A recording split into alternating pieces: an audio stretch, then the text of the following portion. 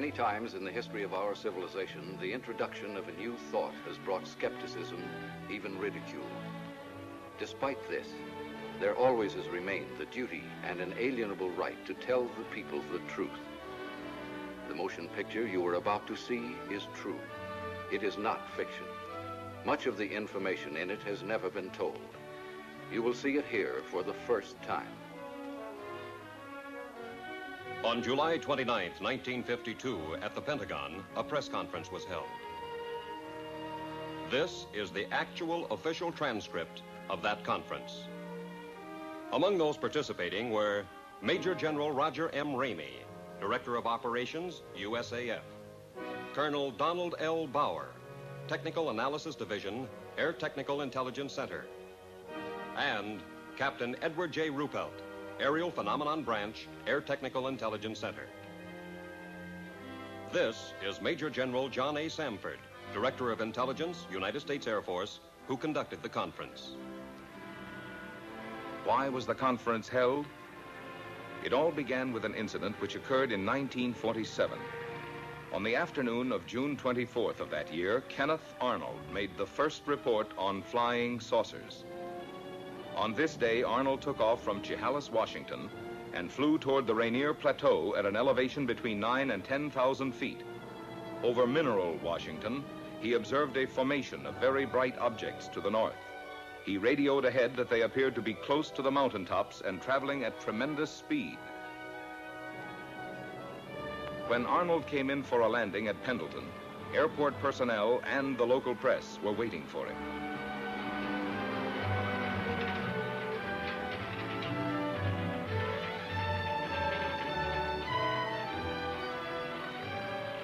Arnold counted 9 objects in echelon formation.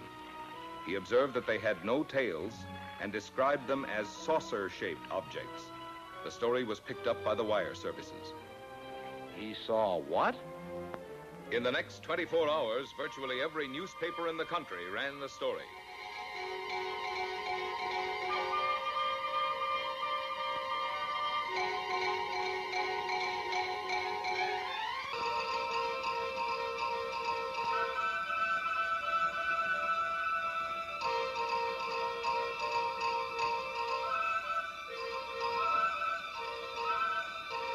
The Arnold report precipitated an avalanche of sightings from cities, towns, villages, from every section of the country.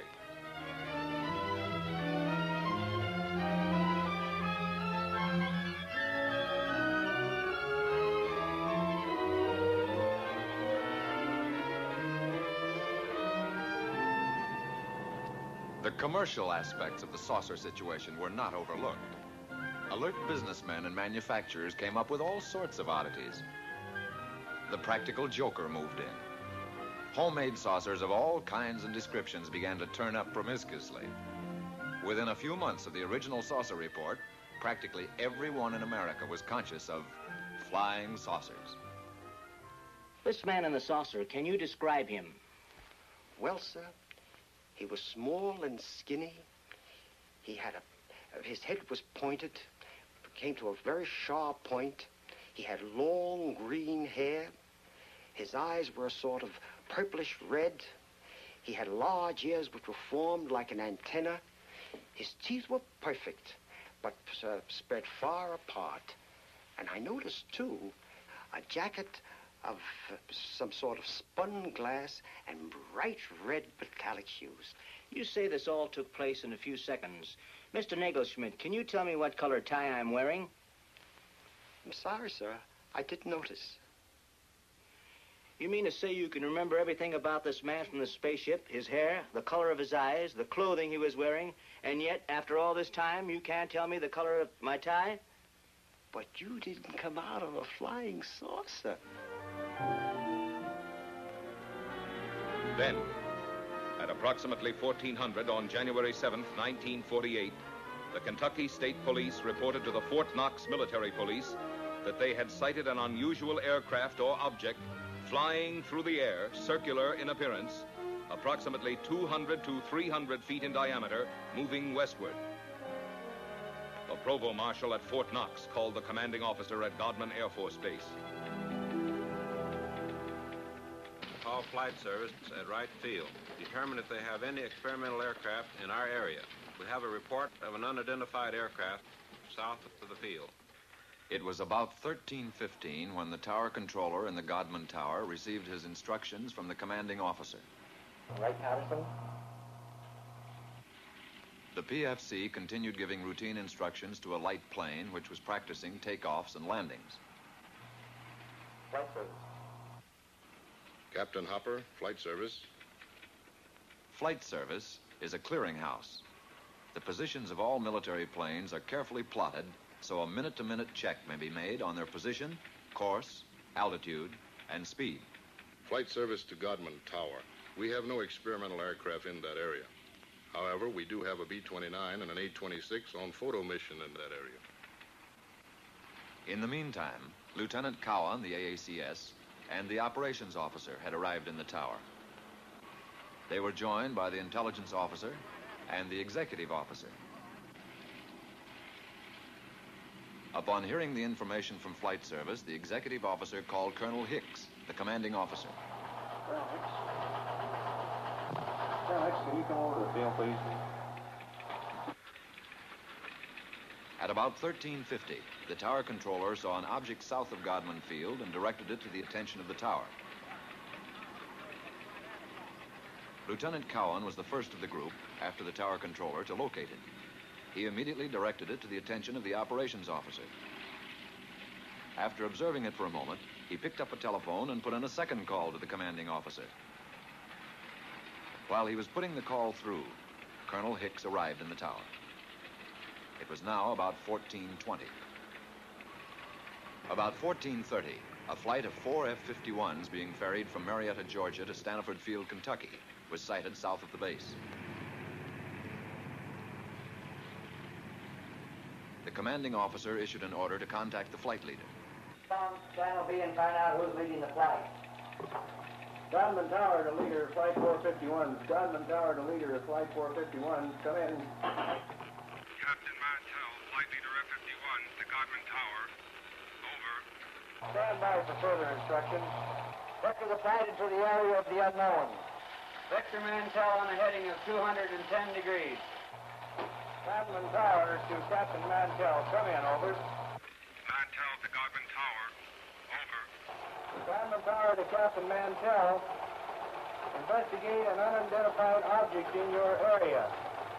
Your new course, 210 degrees. 210 degrees. Mantell to Godman Tower. Changing heading to 210. Loco, out.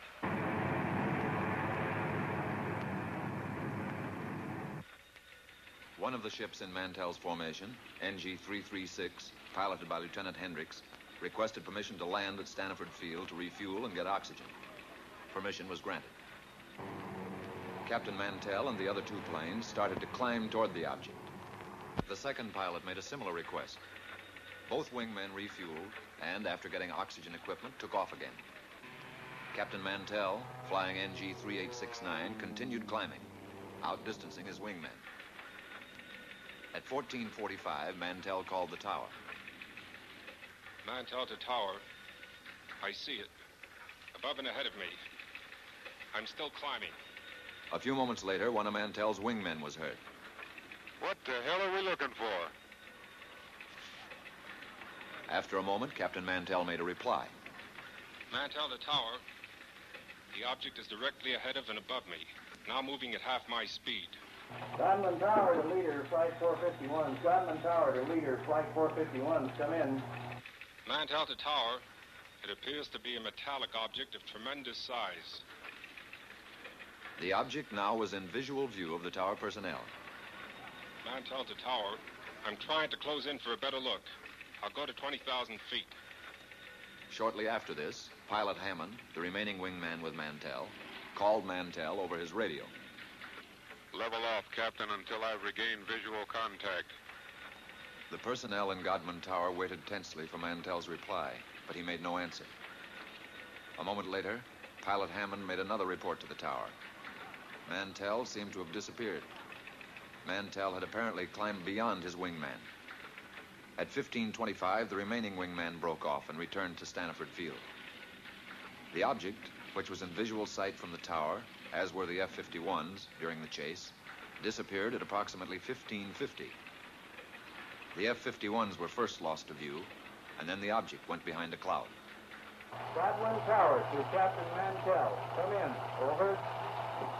This is Godwin Tower to Captain Mantell. Come in. Over. At 1750, Staniford advised Godman Tower that Mantell had crashed 5 miles southwest of Franklin, Kentucky. The crash had occurred at approximately 1645. Captain Mantell was killed.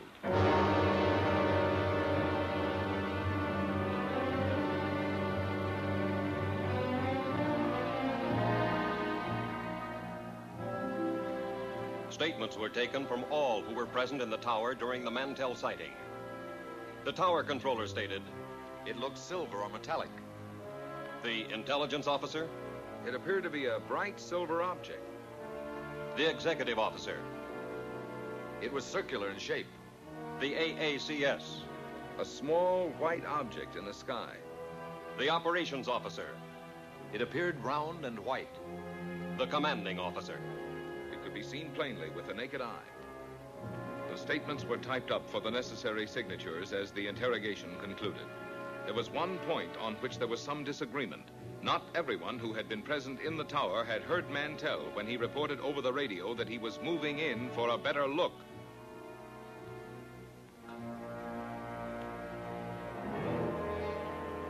The more lurid sections of the press reported that fragments of Mantell's plane were found to be radioactive.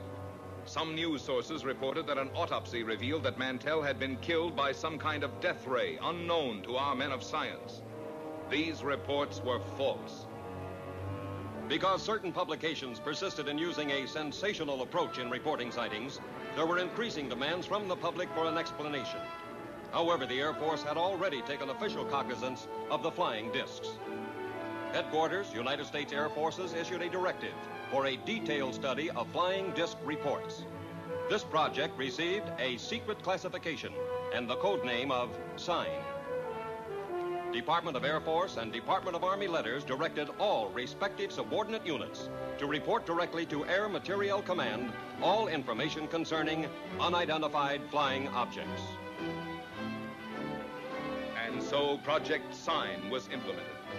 Trained investigators were dispatched to the exact scenes of the sightings.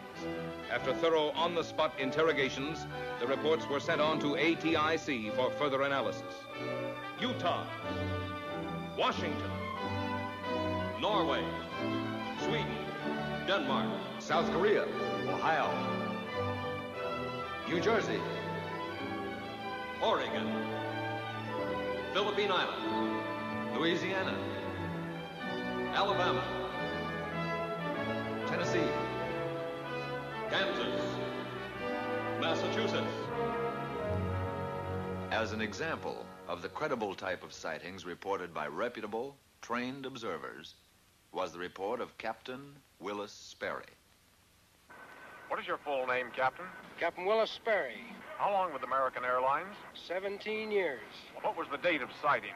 May the 29th, 1950. And the time of sighting? 9:30 in the evening. The origin of sighting? 60 miles southwest of Washington, D.C. And the destination? Nashville, Tennessee. What was the visibility? It was unlimited. And what was your altitude? 7,500 feet. Who of the crew first saw the object? The co-pilot called it to my attention as I had turned to reach for a map. The object was flying head-on at us. It was 50 times the magnitude of the brightest star. I immediately made an abrupt turn to avoid collision. As I looked to my left, the object appeared to come to a stop. Can you describe the shape of the object? It appeared as a perfectly streamlined object without wings or tail section, as it was silhouetted against the full moon.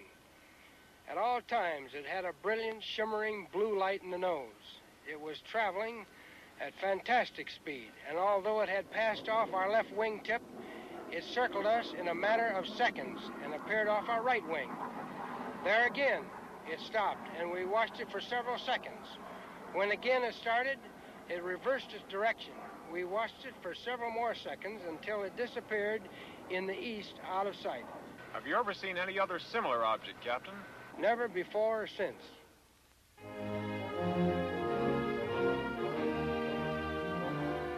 On January 9th, 1950, the press reported that Project Sign was closed.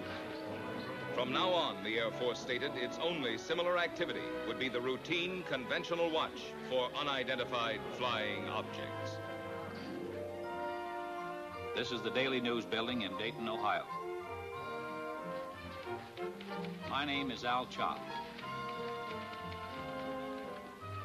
A short time after my discharge from the Marine Corps, I paid a visit to the newspaper where I had previously worked as a reporter for 5 years. Well, Al, you rascal. Glad to see you. Good to see you. Keeping yourself? The editor was a close friend, and he tried to convince me to take back my old job on the paper. He was very persuasive, but for personal reasons, it didn't interest me. Oh, but you remember the old days here. Now it's all different. 3 hours for lunch, double time for overtime, blonde copy girls. Once he realized that my mind was made up, he made another suggestion. It was due to this casual suggestion that I walked right into the middle of the flying saucer story. Ever since the Korean situation, there's a lot of activity out at Air Material Command. You could fit right in that public information office there. Who's the man to see out there? Friend of mine, Major Cross. I'll call him now. The idea appealed to me. I'd always been intensely interested in aviation. Also, I liked the idea of settling down in Dayton again. Both Dee, my wife, and I had a lot of friends there. It would be like coming home again. The editor set up an appointment for me at Air Materiel Command. This is what I wanted, but a man never knows what he's getting into. The next day, I went out to AMC and talked to the major. He seemed satisfied with my newspaper background.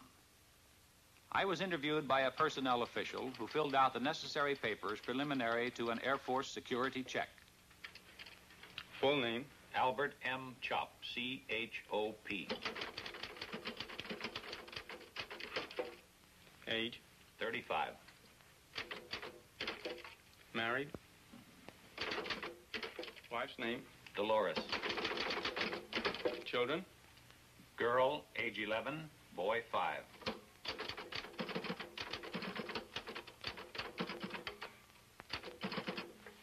Take us to room D.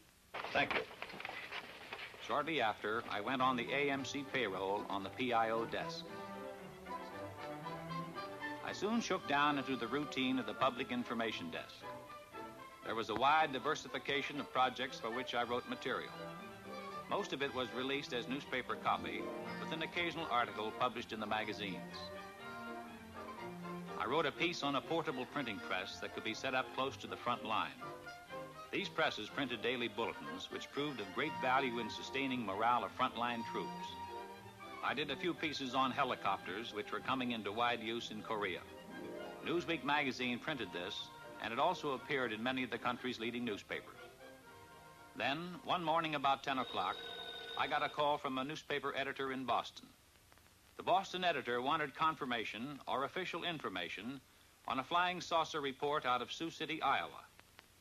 I told the editor that Project Sign had been officially closed. He was insistent, so finally I called Air Technical Intelligence Center. No, Chop. We have no report on Sioux City or any other sighting. You people on PIO desk ought to know we've closed Project Sign. For the next couple of hours, calls came in from newspapers all over America.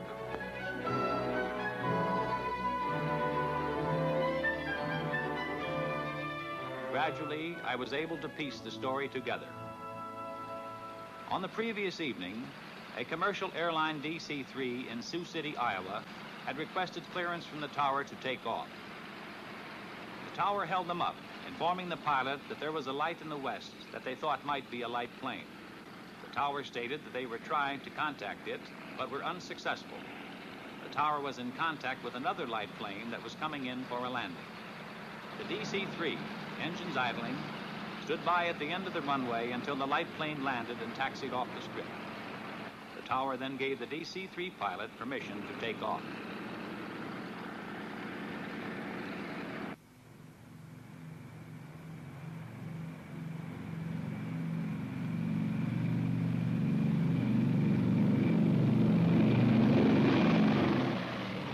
DC-3 climbed for altitude, an unidentified light suddenly closed in. This was the object that the tower unsuccessfully had tried to contact by radio. The tower observed this and radioed the DC-3, but the light had already been observed by both the pilot and co-pilot. Suddenly, the light accelerated and made a head-on pass at the plane, which swerved to avoid a collision. It zoomed past them, close to their wingtip. The pilot called the tower and described the object as a B-36 without wings. After being observed by several passengers, the object suddenly zoomed straight up and disappeared. About noon, 2 reporters came in asking for information on the Sioux City sighting. What's new on this saucer story, Al? We have nothing on it. Project Sign is closed. ATIC is no longer investigating these things. How stupid can they get? How can they drop an investigation when there are things going on like this Sioux City incident? Look, George, I don't make policy around here. I've got a job, and I take my orders just like everybody else. They insisted I make another call for verification with ATIC. I indicated to one of the reporters to pick up the extension and listen in, so he, too, could hear. Yeah, hello, Major. Al Chop. A couple of reporters here want some information on Sioux City. Look, Al, the answer is the same. The project is closed. I told you that before. Yeah, thanks, Major. You heard the man. This thing doesn't add up. Those men saw something up there. Oh, there's probably some simple explanation for it. Don't tell me you guys believe this saucer bunk. You're just sitting on a story, Al. Well, you believe what you like. But personally, I think this whole saucer business is pure, unadulterated bunk. One day, shortly after the Sioux City incident, I went over to get a story on a former German scientist. Area B was a maximum security section. The story appeared in the New York Times. I had obtained the background on the scientist from the files. He was formerly one of the top men at Peenemünde, Germany, one of the key figures participating in the successful development of the V-2 rocket. This scientist had succeeded in developing a 98.8% pure aluminum oxide. These crucibles were vital to our nation's defense. They were used to melt super-hard metals needed to build turbine blades for our jet aircraft. Tell me, young man, what new reports are you getting on unidentified flying objects? Flying saucers? Oh, they keep coming in every once in a while, but we don't take them too seriously. Oh, no? Of course not. It must be amusing to a man in your line of work to hear about all these screwball reports. It is my firm opinion that these sightings should be investigated most meticulously. You don't believe that these flying saucers actually exist, do you? And how can you be so certain they don't, Mr. Chop? Well, I just don't believe it. Our minds should be open on all subjects. Wrong conclusions are usually the result of lack of comprehensive analysis. Of course. Well, thank you, Doctor. I won't take up any more of your time. And I'll let you read the article before I send it in. Thank you, Mr. Chop. I'll be looking forward to it.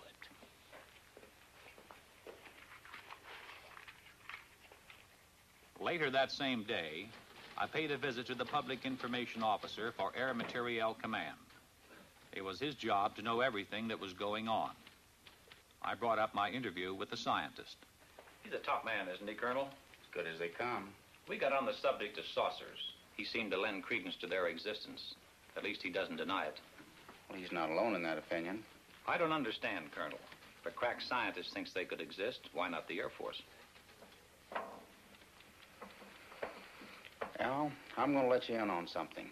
Somehow security was breached on the code name Sign. Every news agency knew that Project Sign meant saucers. On top of it, we were up to our bustle in screwball reports. Serious investigation was all fouled up. The serious investigation? Then the Air Force is still investigating these sightings? We switched the code name to Project Grudge, and the investigations continued. And what have they shown? Nothing conclusive as yet. Could these saucers be some kind of a secret weapon of ours? No. If they were, Air Materiel Command would be the first to know. How about a device from a foreign country? We know they're not. What is your opinion, Colonel? I don't have any opinion, Al. A short time later, I was promoted to chief of the press section. From then on, there wasn't a moment when I didn't have at least one reporter hounding me for information on saucer sightings. Got a question, Al. Boys down at the office would like an honest answer. Project sign is closed, right? That's right. Has the Air Force set up a new saucer investigation? No. Thanks, Al. That's all I want to know. Coming here right away, Al. Bring pencil and paper. Line 3. Colonel Goddard's on the phone. He's got a hot UFO report. I want you to listen in on it. Okay, Colonel, shoot. Colonel Goddard, chief of the Air Force Photo Reconnaissance Laboratories, reported that 3 of his men flying a B-29 were tracking a weather balloon over Georgia. Suddenly, an unidentified flying object appeared and flew alongside the balloon. After a few moments, the object dived and made a pass at the balloon, then proceeded to disappear. When the balloon was recovered, it had a 6-foot rent in it. Colonel Goddard's men believed this unidentified flying object made the tear in the balloon. Goddard vouched for his men making the report, stating that they were highly experienced and reliable Air Force personnel. Thank you, Colonel. Think it could be a lightning bolt? Goddard wouldn't call that a lightning bolt. Didn't any of his men have a camera? No, they were tracking it with binoculars. That's something I don't get, Colonel. Wouldn't you think that somebody, somewhere, would have shot a picture of one of these things? Oh, we've got plenty of photographs. But the trouble with still pictures is they're too easily faked. What about a motion picture? Could that be faked? Oh, trick shots are possible, but not without complicated and expensive laboratory equipment, highly skilled men. Even then, motion picture experts could easily determine fakes. That eliminates some joker faking a piece of motion picture film in his garage. It'd be practically impossible to get away with that. Well, I guess that's why you have no movies of them, Colonel.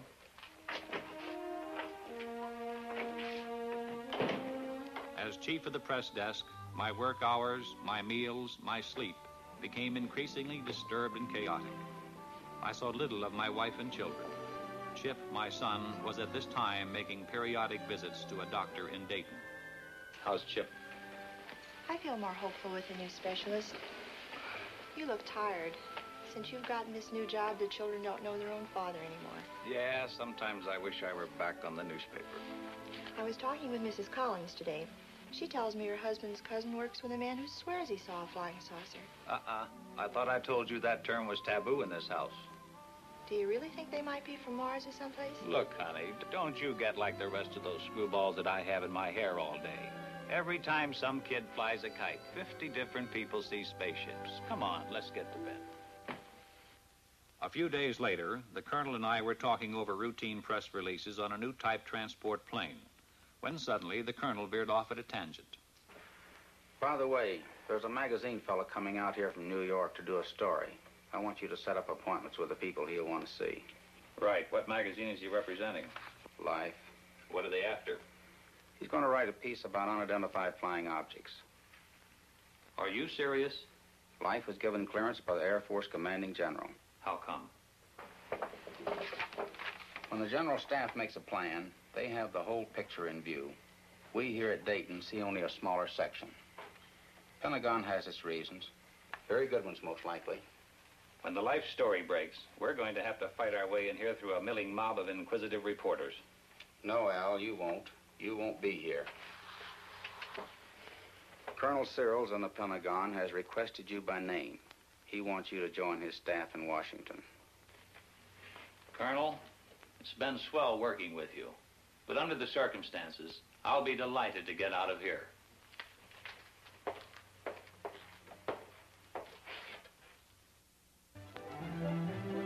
Upon my arrival in Washington, I was assigned to Air Force Press Desk, room 2E765 in the Pentagon. My last official act at AMC had been to arrange the conferences and briefings for Life magazine. I was in Washington only a short time when Look magazine submitted the galley proofs of their saucer article to my desk. I put the Look article through to security review. Now I felt free to settle down in my new job. I checked in with the press section of the United States Senate, House of Representatives, and Department of State. I paid the required visits to the information departments of the Army, Navy, and Marine Corps. I covered the Civil Aeronautics Administration and other agencies with whom I would be working in close contact. By now, I figured I was through with flying saucers for good. But the Pentagon had other ideas. Because of my previous experience, I was assigned to unidentified flying objects. I was back in the flying saucer business. In the activity of setting up housekeeping and getting adjusted to the new job, I completely forgot about the Life magazine article. Also, I was able to spend more time with Chip. My son had been deaf in one ear since infancy, and it was difficult for him to play with other children. I had settled down to a regulated home life, but it was only a lull before the storm.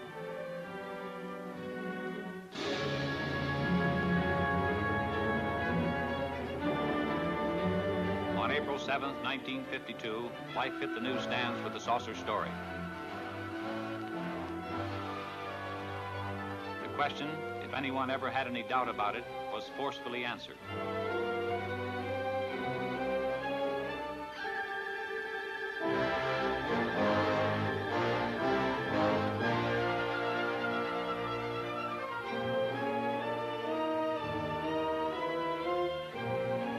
Public, America as a whole, had an intense, avid interest in the subject of flying saucers.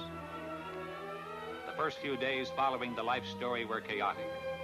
Naturally, my desk was an exposed point, and I was under an incessant barrage by newsmen. Shortly after the Life story, Look's coverage of saucers hit the newsstand. Their story featured a saucer map, including a statement by the commanding general, U.S. Air Force, Hoyt Vandenberg. Vandenberg stated, "The Air Force is interested in anything that takes place in the air. This includes the aerial phenomenon commonly known as flying saucers. Many of these incidents have been satisfactorily explained. Others have not." Project Grudge was expanded and augmented. The classified name Grudge was dropped. The new code name for the UFO investigative project was Blue Book.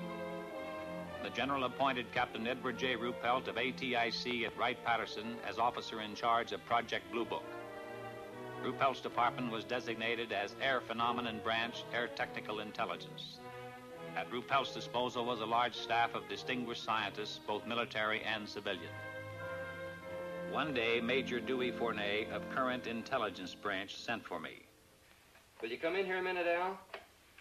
Major Fournay was intelligence technical analyst and UFO monitor. "Thanks, Captain." "Al, I just got a call from Captain Ruppelt. A Navy photographer named Newhouse has made a sighting near Tremont in Utah. He got some UFOs on film." Motion pictures? Motion pictures. This film should prove interesting on a comparative basis. Comparative with what? With the Montana film. ATIC's had it for some time over at Dayton. You mean ATIC has had motion pictures? Why wasn't I told about it? You're being told about it now. Can I see these films? Ruppelt has the Newhouse film. It's back at Dayton being processed and analyzed. But I can show you the Montana film. This film was shot August the 15th, 1950. It was taken in Great Falls, Montana by Nick Mariana. Immediately after we were notified of the sighting, we sent an intelligence man to get a first-hand report. My name is Nick Mariana. For the past 6 years, I've been the general manager of a minor league baseball club called the Electrics. We play out of Great Falls, Montana, and are a farm club of the Brooklyn Dodgers. On August 15th, 1950, at Legion Ballpark in Great Falls, Montana, after a couple of hours in the clubhouse office, I went up into the grandstand to call the groundskeeper. As I reached the top of the stairway, I glanced northward to the tall Anaconda Copper Company smokestack to check the direction of the wind from the white smoke. Force of habit, I suppose, because our outfielders use it as an indicator on defensive play. As I looked up, I saw two silvery objects moving swiftly out of the northwest. They appeared to be moving directly south. The objects were very bright and about 10,000 feet in the air. They appeared to be of a bright, shiny metal, like polished silver. Both were the same size and were traveling at the same rate of speed, which was much slower than the jets which shot by shortly after I filmed the discs. Suddenly, they stopped. It was then I remembered the camera in the glove compartment of my car. I raced downstairs, yelling for my secretary, Miss Virginia Ronick. The distance from the top of the stairway to my car is about 60 feet, and I must have made that in about 6 jumps. I asked my secretary if she saw anything, and she said yes, 2 silvery spheres.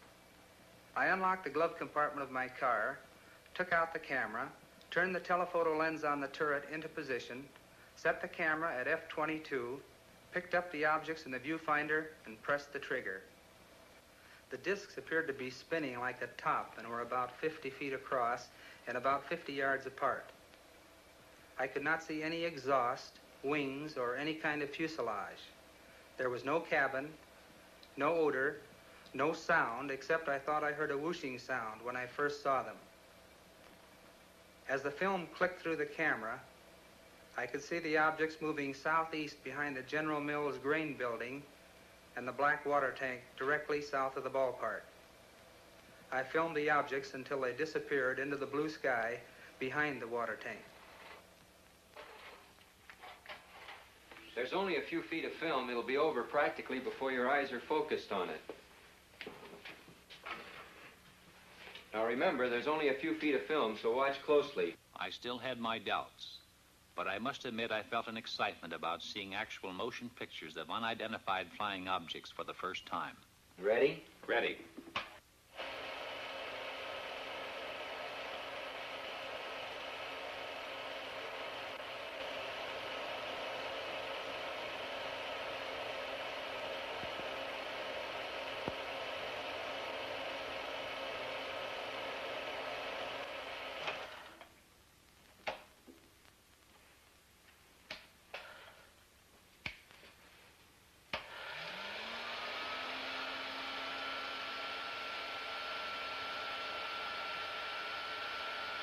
What do you make of it? You saw what I saw. What's your opinion? I'll run it again.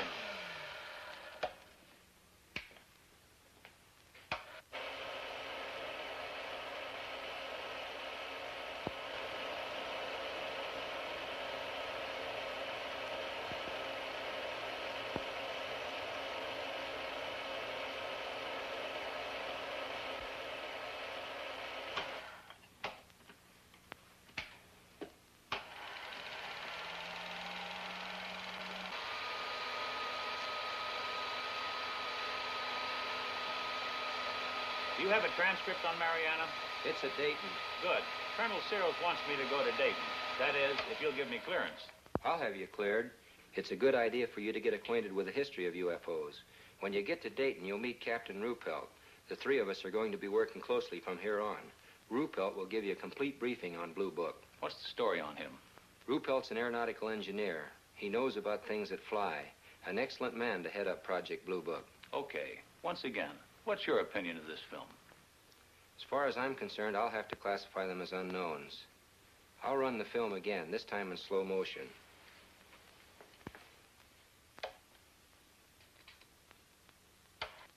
This time I strained my eyes to study the film. The Air Force analysts, by measuring the angular velocity of the objects and by computing their speed, had determined that they were not balloons.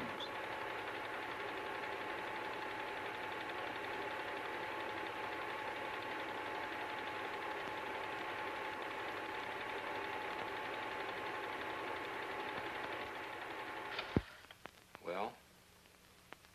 There was something up there in that sky. And if they were not balloons, I don't know what to think. You better get going to Dayton.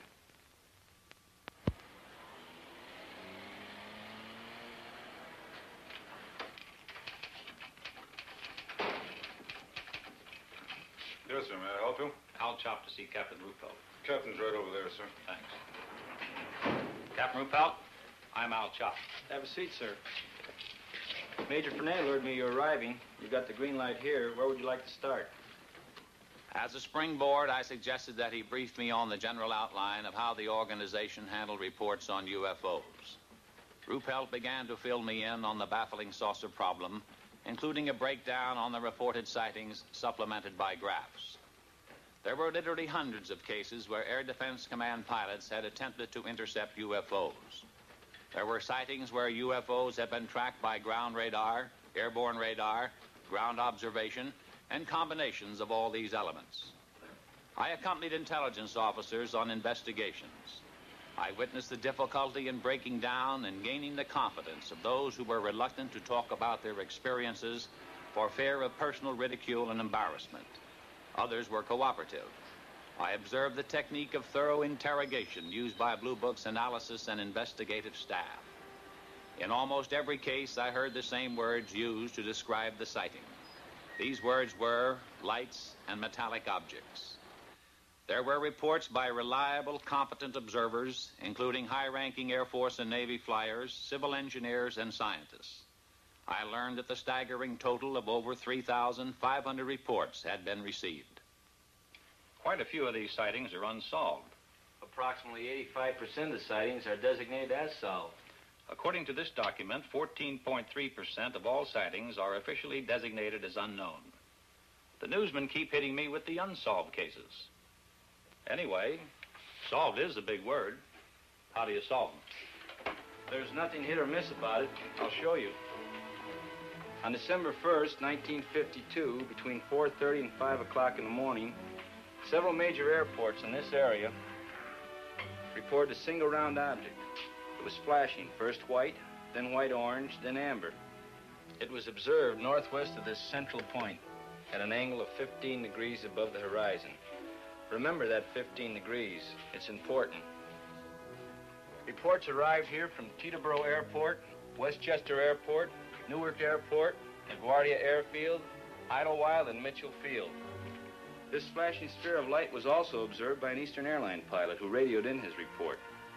Various observers at all these airports watched the object through high-power binoculars. When the report arrived here, we checked the weather in that area with Air Force Weather Bureau. That night, at that time, there was no temperature inversion. We got in touch with Navy Balloon Project Center at the University of Minnesota. That gave us an exact schedule of balloons released from that center. We got similar information from every other point where weather balloons are released through Air Force Balloon Plotting Center at Lowry Field, Denver. We contacted Air Force Weather for wind conditions and velocity at the altitude of known balloons. A precise computation of balloons in the air and known wind conditions definitely removed balloons from the picture. We checked with flight service to determine if any aircraft were in the vicinity on the bearing at that time. There were no aircraft. And still this thing was up there all the time, being observed by various personnel from airfields all over that area? Correct, and they were seeing it. We checked with our contract astronomer at a leading university in the locality and gave the astronomer the angle of elevation and bearing of the object. Remember, the object was observed at an angle of 15 degrees above the horizon, and I told you that was important. It proved to be the conclusive factor. Our astronomer reported that at the time of the observation, the planet Jupiter was 15 degrees above the horizon and on the angle of elevation and bearing of the object. There's no doubt about it. What all these people saw was Jupiter. What made the light flash? Atmospheric conditions. The same conditions that make the stars appear to twinkle. You people really go into these things. We try. In over 80% of the cases, we come up with the correct answers. We don't get the correct answers in all the cases. What about the motion picture made by this Navy man, Newhouse? We're working on that. How does it look? Impressive. Can I see it? It's being analyzed. When the film is available, will I be able to take a look at it? As soon as analysis is completed, you'll see it. Satisfied? Yeah. How long will that take? About a week. We're doing an exhaustive check on the Newhouse stuff. Really putting it through the ringer. When we're through, we'll forward a print to the Director of Intelligence with a complete report of our analysis. Fill me in on Newhouse. Would you consider him a qualified observer? He rates as a top flight observer, an extremely competent one. Immediately upon getting word of his sighting, we dispatched an investigator from Travis Air Force Base to interrogate Newhouse. The exact date of his sighting was July 2nd at 11 a.m., Mountain Standard Time. I was driving on U.S. Highway 30 South with my wife and our son Delbert and our daughter Ann. We were on our way from Washington, D.C. to Portland, Oregon on vacation before reporting to my new duty station at the Aviation Supply Depot, Naval Supply Center, Oakland, California. About 7 miles after we passed through Trail Mountain, Utah, my wife noticed a group of objects in the sky which she could not identify. I pulled over to the side of the road stopped, got out, looked up, and saw the objects. There were about 12 of them in a rough formation, proceeding in a westerly direction. They were like nothing I'd ever seen before, although I've logged some 2,000 hours in the air. They were identical in appearance. How would you describe these objects? Like two saucers, one inverted over the other. I had no means of judging the altitude. It appeared to me to be about the size of B-29s at 10,000 feet. Did you photograph them immediately? I watched the objects for a few moments before getting my camera out of the suitcase. Then I lost more time getting film out of the second suitcase and loading the camera. When I first saw the objects, they were almost overhead. By the time I had the camera ready to go, they had moved to a considerably greater distance. What kind of a camera did you use? A 16mm Bell & Howell Filmo Auto Loadmaster with the 3-lens turret. I selected a 3-inch lens and set it on f8 and focused at infinity. Did you think of using slow motion? No, the camera was set on 16 frames per second, and in the excitement of the moment, I didn't think to shoot at a greater rate, although that would have improved the coverage. I centered the viewfinder on the objects and made the first shot. Then I decided that if the sky were darker, the objects would show better. So I stopped the lens down to f16 and continued photographing. This proved to be a mistake, as the quality of the film would have been better had I left it at f8. Did these objects remain together in a group at all times? No. Toward the end, one object reversed its course and proceeded away from the rest of the group. I held the camera still and allowed this single object to pass through the field of view, picking it up again later in its course. Did this single object return to the rest of the group? No. I allowed it to pass through the field of view of the camera 2 or 3 times, and then it disappeared. In what direction? Over the eastern horizon. What did you do then? I turned, swinging the camera just in time to see the rest of the group disappear over the western horizon. What was the weather? The weather was bright and cloudless. Visibility good? The visibility was excellent. How does this film you shot compare with what you saw with your naked eye? You have studied the film. Yes, I've studied it. I'm very disappointed. The film falls far short of showing what I saw with the naked eye, due to the delay in getting the camera started and my air and exposure. If I'd had this camera in the seat beside me, loaded and ready to go, there'd be no need for questions. The Air Force would have the answer. What is your full name, please? Delbert Clement Newhouse. And you are on active duty with the Navy? Yes, sir, I am. What is your official Navy rank? My title is Chief Photographer. I'm a commissioned warrant officer, United States Navy. How long have you been in the service? 21 years. Now, is there anything you can add to the description of these objects? They had a bright silvery color. Can you describe some particular detail? They had a metallic appearance. They seemed to be made of some kind of polished metal. The Newhouse film, as I told you, is presently under analysis. Sergeant, would you get me the Fargo case? The Fargo sighting was October 1st, 1948. A National Guard lieutenant, thank you, a National Guard lieutenant was about to land his F-51 at Fargo Airport.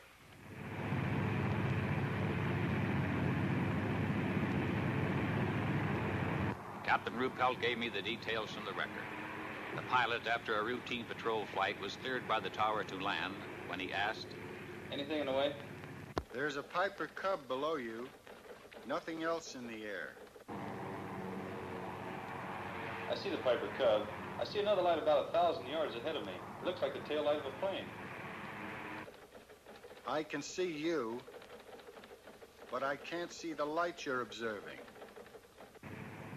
The pilot told the tower he could see it and was going to close in and try to make identification.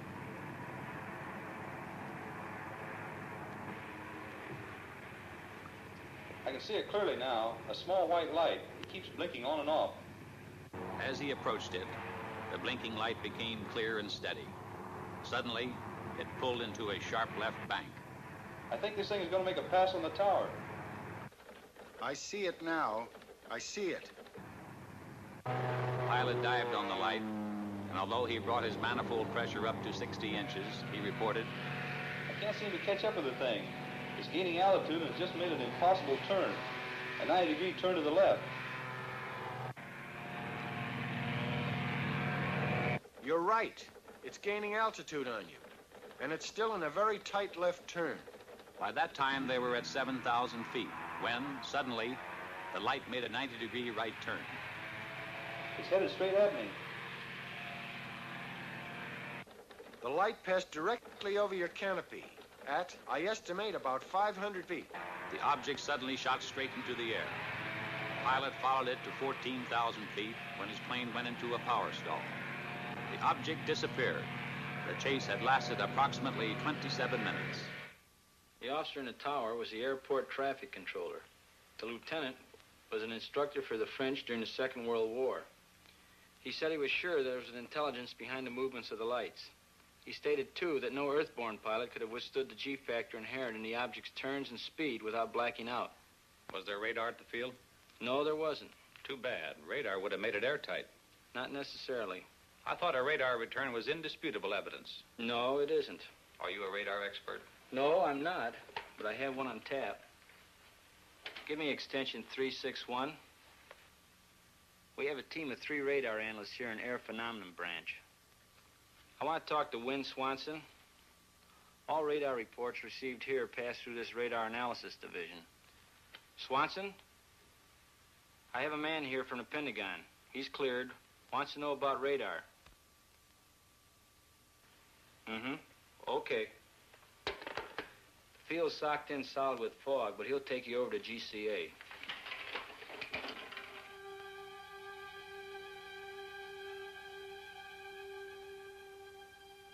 This is ground control approach. With zero visibility, GCA picks up the aircraft coming in, and by means of the pips on their scope, can talk them into a landing. Now this scope here gives the aircraft in the area. This scope here tells you whether you're to the right or the left of the landing strip, and that one there tells you whether you're too high or too low. Now the next scope is the same as this one, except that it gives you more accuracy. Patterson, GCA. This is Air Force 2162, past Fairfield, fan marker inbound. Request landing instructions. There you can see him on the screen. Now you can track him all the way in. He's flying blind. Steer right to heading 20 degrees and begin descent to 1,500 feet. This is Air Force 162, steering 20 degrees, descending to 1,500. Over. Air Force 162, the weather at Patterson Field is 100 feet ragged ceiling. Visibility 1/2 mile. Light rain. Wind southwest 6. Altimeter 998. If you can see it on radar, there can be no question about misinterpretation. In this case, no. These are good, solid blips. This is Air Force 162, roger on the weather and runway. Over. Air Force 162, steer left to heading 35, turning downwind leg. Range 8 miles south. Over. This is Air Force 162, steering 35. Over. Sometimes a temperature inversion will cause trouble. Ionized clouds or equipment malfunction will cause false blips. Can you tell a false blip from one made by aircraft? Yes, any experienced operator can tell in a minute or so. Air Force 162, steer left to heading 215. This will put you on final approach. This is Air Force 162, roger. Steering 215.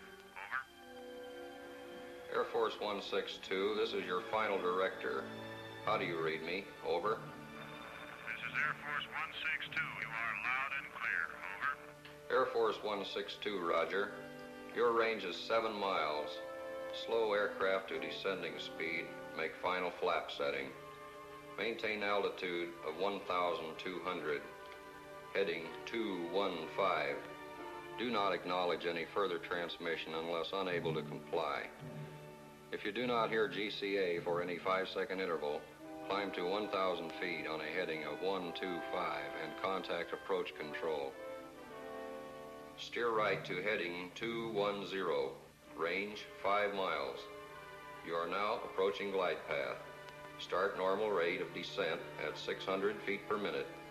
Entry to glide path good. Steer left to heading 212. Range 4 miles.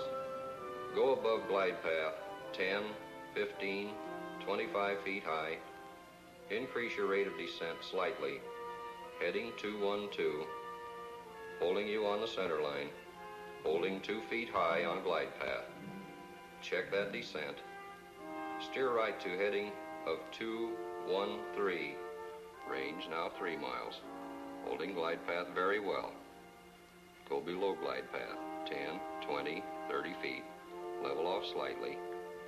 Steer right to heading 214.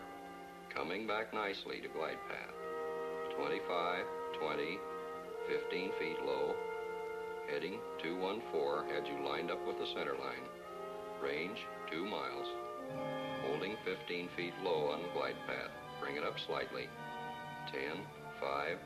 Now on glide path. Range 1.5 miles. Heading 214 on glide path. Steer left to heading 213 over the end of runway on center line. On glide path as you approach point of touchdown. Touchdown in 3 seconds. If you cannot see the runway, pull up and climb to 1,000 feet, heading 125.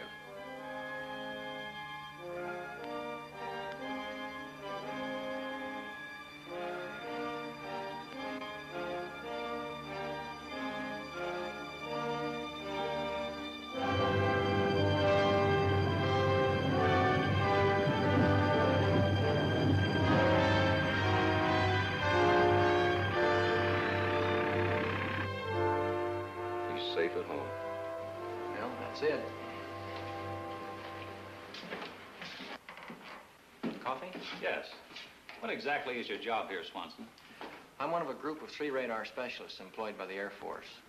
Reports of radar contacts of unidentified objects are sent in to us from all over the world for analysis. How long have you been in Air Force intelligence? 2 years. Ever come across any cases you couldn't solve?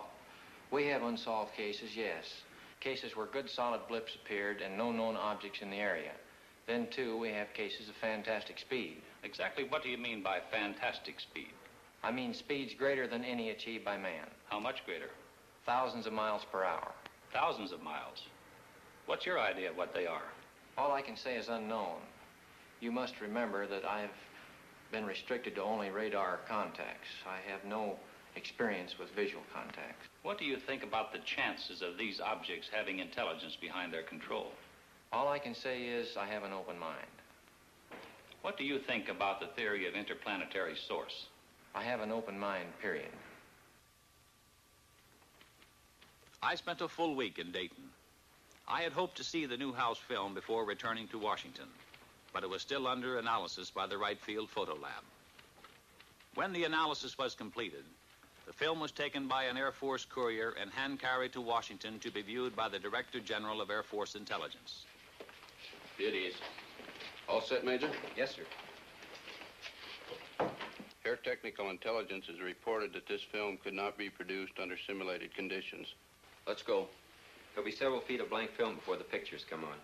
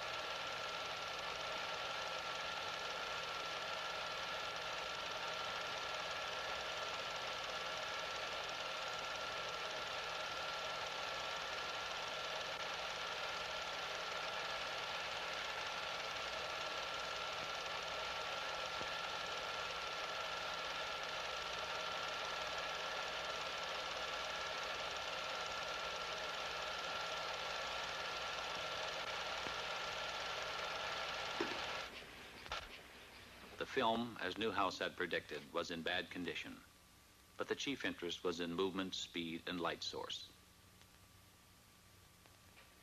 After a moment, the general asked to see it again.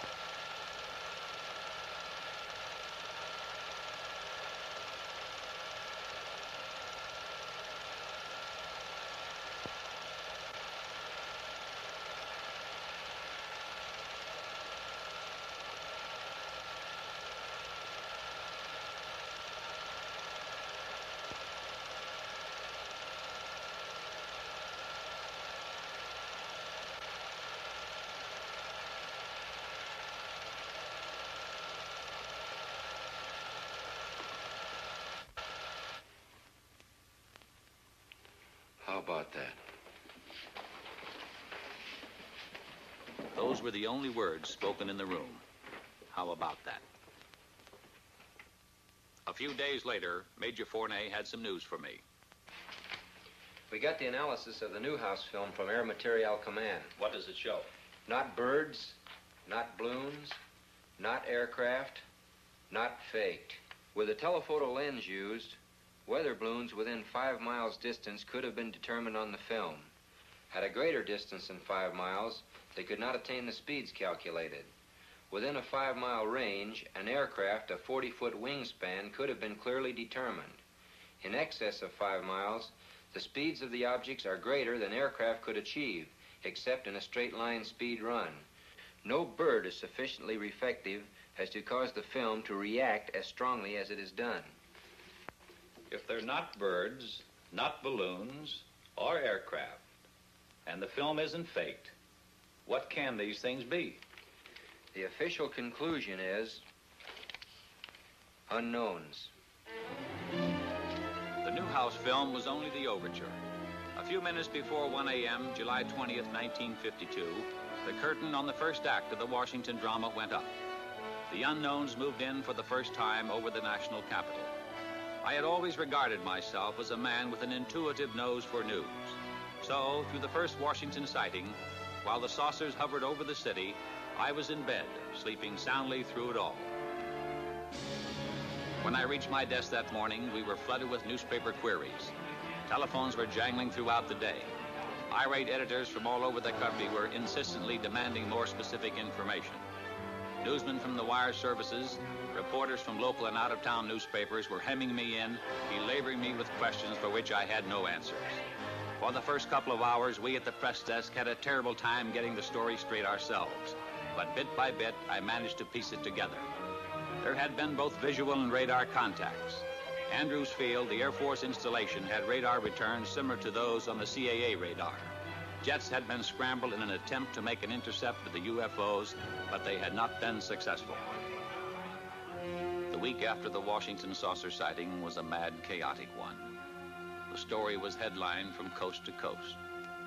As the PIO man assigned to answer saucer questions, I had been under an incessant barrage of inquiries day and night by newsmen. I could get no sleep, no rest at all.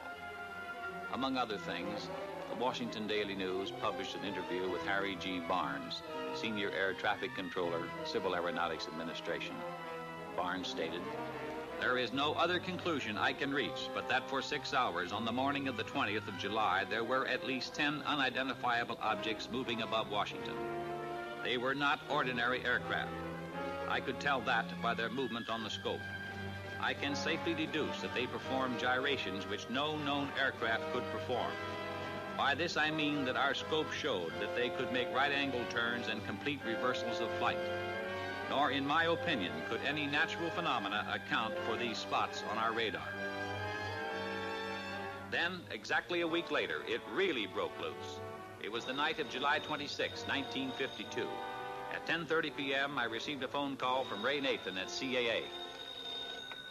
Hello. Chop? Yeah.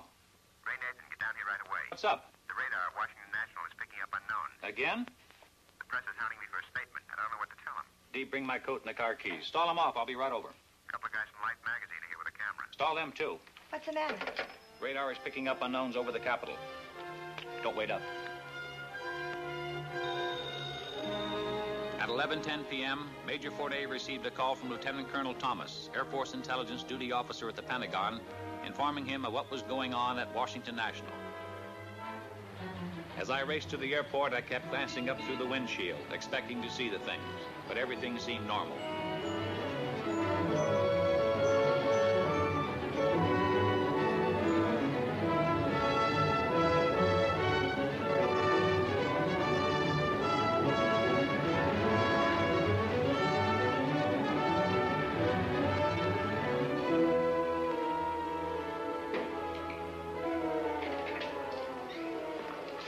Am I glad to see you? They tell us we need your okay to get into the radar room. You can't get in, boys. I'm sorry. We want some pictures of that scope, Al. You can't photograph the scope. Why not? It's under security measures. Classified wavelength, classified code names. Here we are in the biggest story in history, and you're keeping us out. Sorry, but that's the way it's got to be. Then we're going over your head, Al. Colonel Dick Searles. You can reach him at Metropolitan 89898.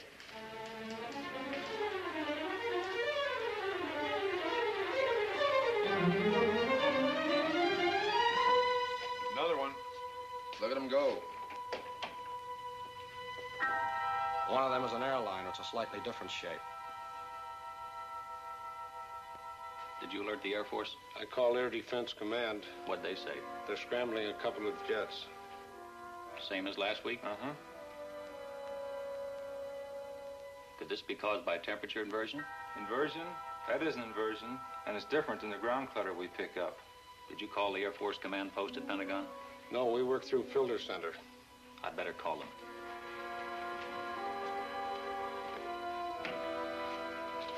Get me the Pentagon Air Force Command Post. This is Al Chop. I'm at Washington National. Have you heard about the unknowns here tonight? We've been alerted. There's a blue flight on the way there right now. Okay. Washington Control to Flight 639, come in. Flight 639 to Washington Control, over. Washington Control to Flight 639. You're approaching traffic on your left. Can you see it? Over. Andrews Tower to Washington Control. We show an unknown just to the left of Flight 639.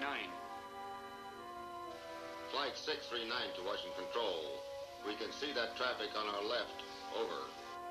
Washington Control to Flight 639. What does the traffic look like? Over. Flight 639 to Washington Control. It's a light, a blue-green light. Over. Washington Control to Flight 639. Can you make out what type of craft it is? Over. Flight 639 to Washington Control. No. We can just see a light, a blue-green light. Over. Washington Control to Flight 639. Roger. Out. This is Bluebird 1 to Washington Control. Come in. The jets are coming on now. Washington Control to Bluebird 1. Change course to 225 degrees. Bluebird 2, hold your course. Over. Bluebird 1 to Washington Control. Wilco, out. Bluebird 2 to Washington Control. Wilco, out. They're gone.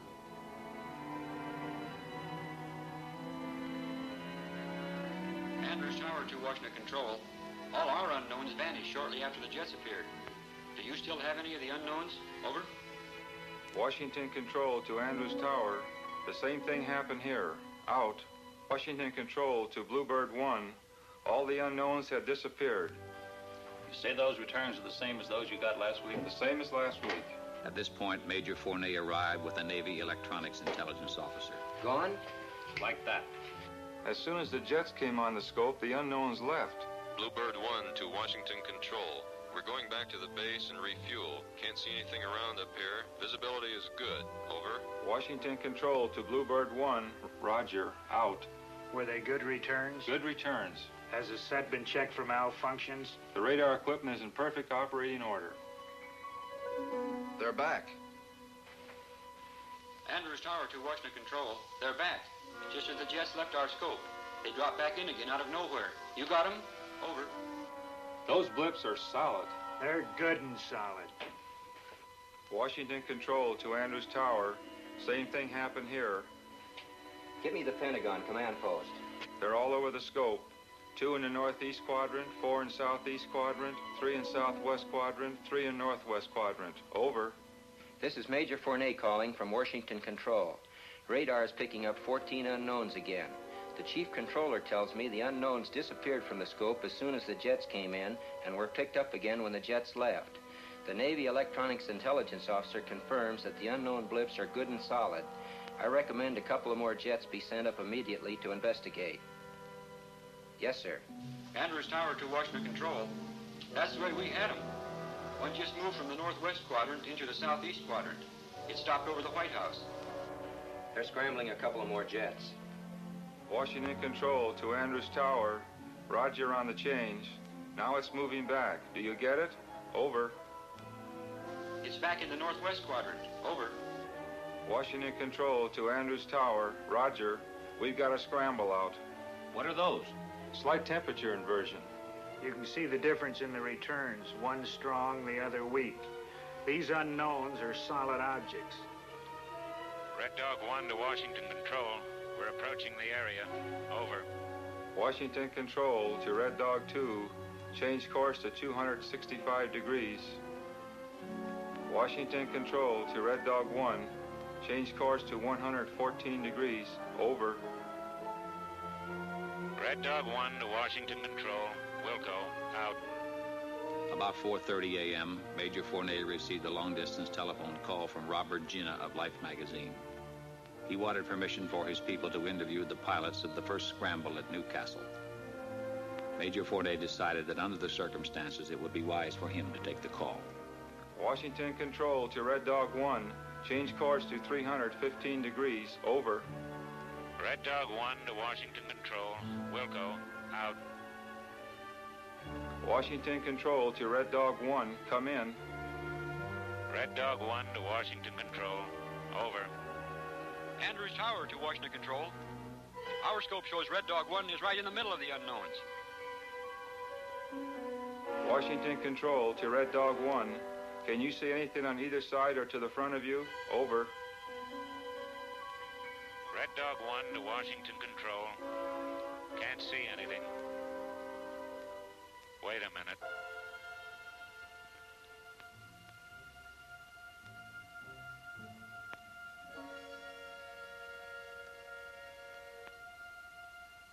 I see him.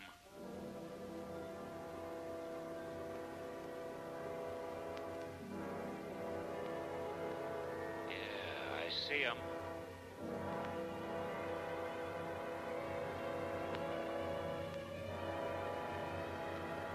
They're all around me.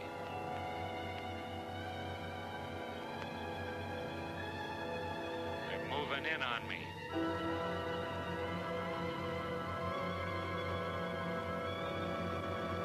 They're coming closer.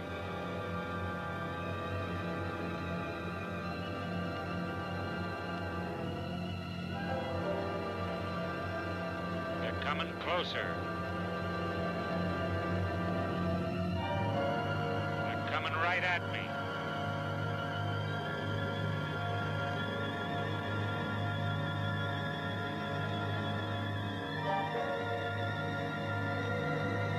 Hold it.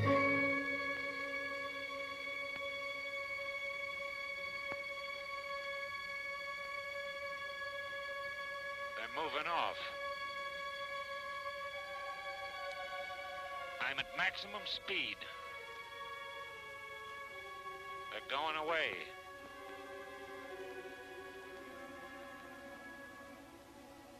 They're gone. I can't see them.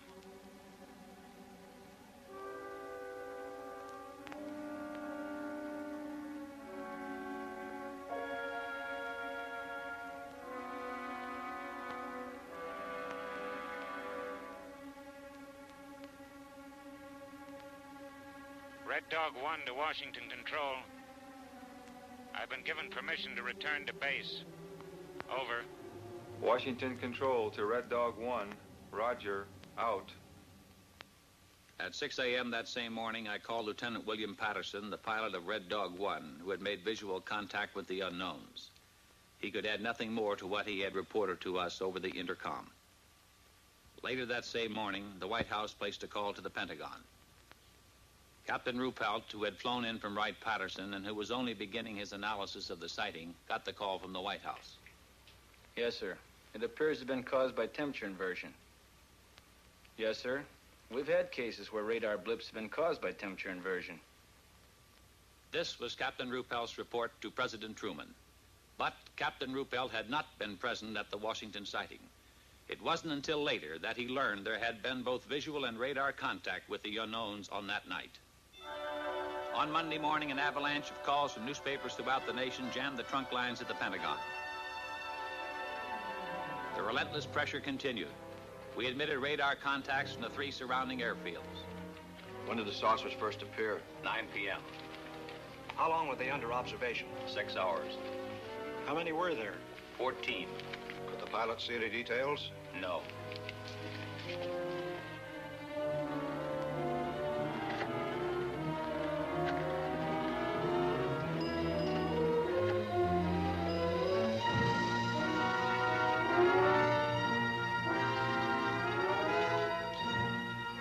In an interview which appeared in the Washington Times-Herald, Lieutenant Patterson, pilot of Red Dog 1, said he concentrated on one of the bright lights, but it outran him. I tried to make contact with the bogies below 1,000 feet, Patterson said. I saw several bright lights. I chased a single bright light. I was at my maximum speed. I ceased chasing it because I saw no chance of overtaking it. Under the insistent demands from the nation's press and the accumulating pressure of the public, the Chief of Staff set up a press conference at the Pentagon. I was present when General Samford spoke for the newsreel cameras. The Air Force interest in this problem has been due to our feeling of an obligation to identify and analyze to the best of our ability anything in the air that may have the possibility of threat or menace to the United States. In pursuit of this obligation, since 1947, we have received and analyzed between 1,000 and 2,000 reports that have come to us from all kinds of sources. Of this great mass of reports, we have been able adequately to explain the great bulk of them, explain them to our own satisfaction. We've been able to explain them as hoaxes, as erroneously identified friendly aircraft, as meteorological or electronic phenomena, or as light aberrations. However, there have been a certain percentage of this volume of reports that have been made by credible observers of relatively incredible things. It is this group of observations that we now are attempting to resolve. We have, as of date, come to only one firm conclusion with respect to this remaining percentage, and that is that it does not contain any pattern of purpose or of consistency that we can relate with to any conceivable threat to the United States. We can say that the recent sightings are in no way connected with any secret development by any agency of the United States. When I left the Pentagon that evening, General Samford's words kept running through my mind. Credible observers of relatively incredible things.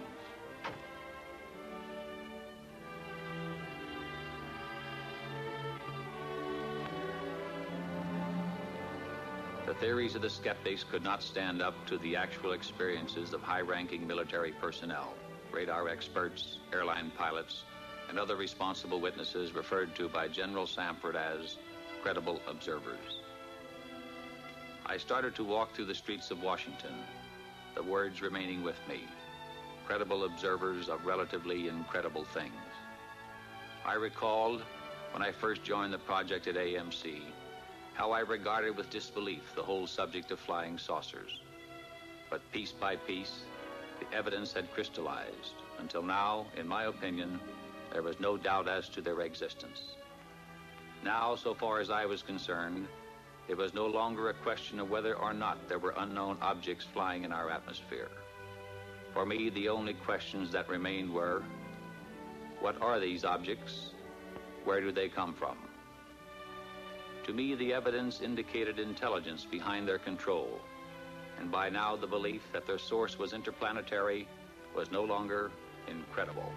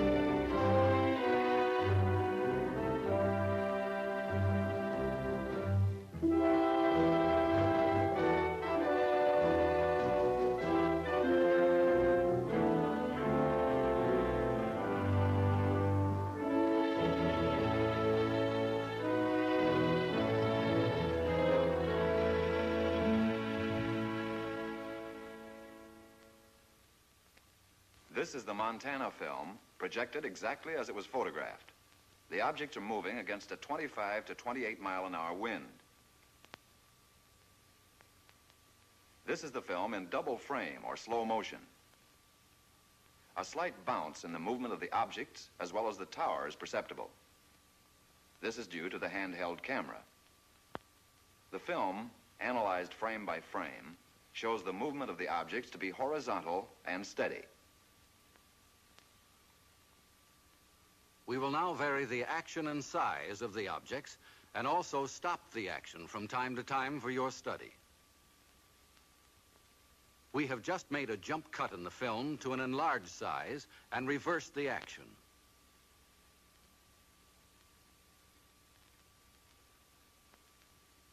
You are now seeing the objects exactly as they were photographed, but from a closer perspective.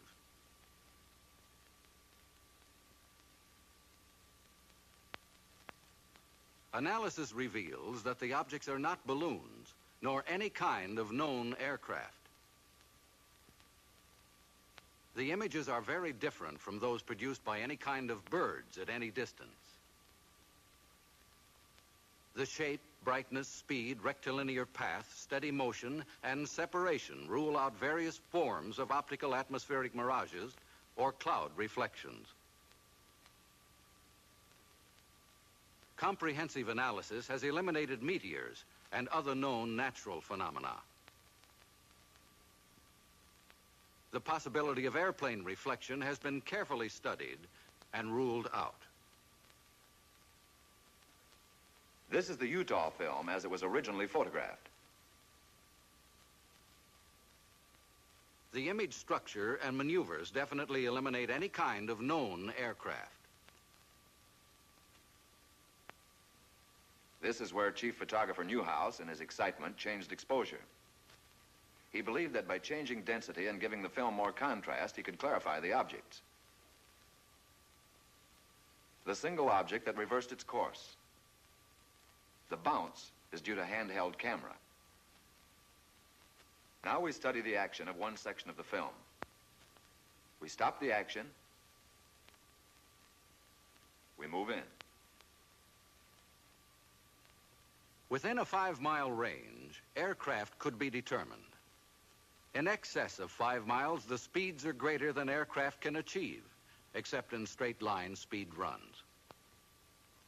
The movement here follows an elliptical or circular pattern. Microscopic examination reveals that the objects are well focused.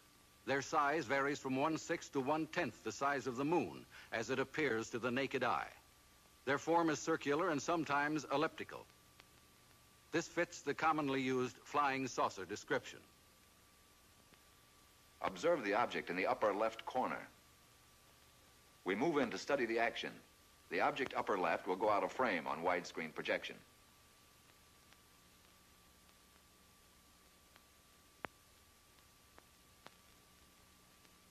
Observe the motion of the two objects upper right as we rock them back and forth.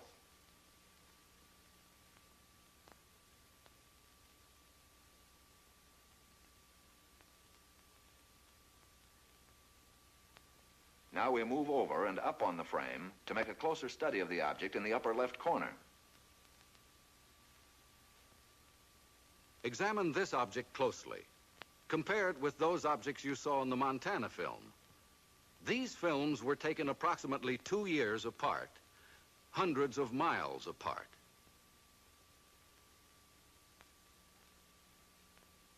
We drop back to the original perspective and resume. Now the section of the film where photographer Newhouse changed exposure. Weather conditions, together with the persistence and motion of the formations, eliminate the possibility of atmospheric mirages.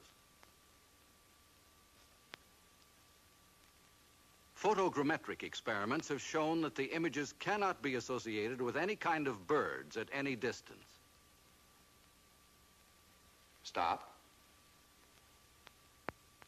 Now forward again.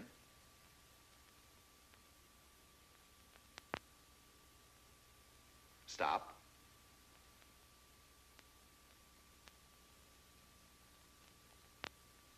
We drop back to original perspective.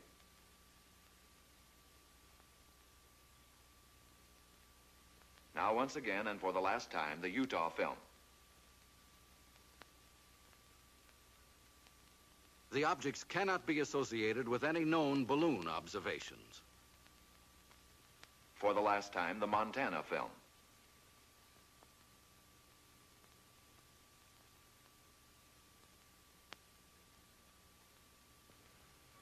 The motion picture you have just seen is authentic.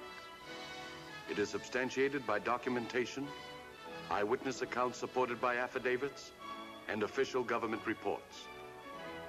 The evidence has been presented to you with integrity and objectivity to establish the fact that unidentified flying objects, commonly known as flying saucers, do exist. Some kind of flying objects have been photographed in the sky. If they cannot be identified as objects known to man, what are they? If they are not man-made, who made them? If they are not from this planet, where are they from?